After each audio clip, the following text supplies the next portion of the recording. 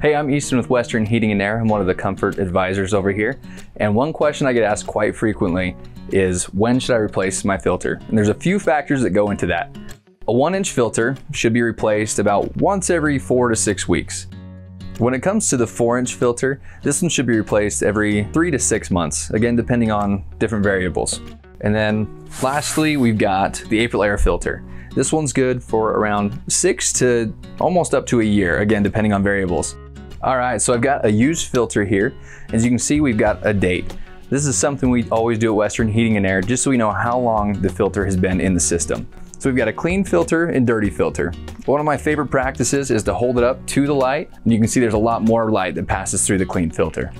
I was speaking about variables, and those include the size of the home, how much the system's ran, what time of year it is, and a few other things as well. If you have any questions on those, give us a call or go to westernheatingair.com.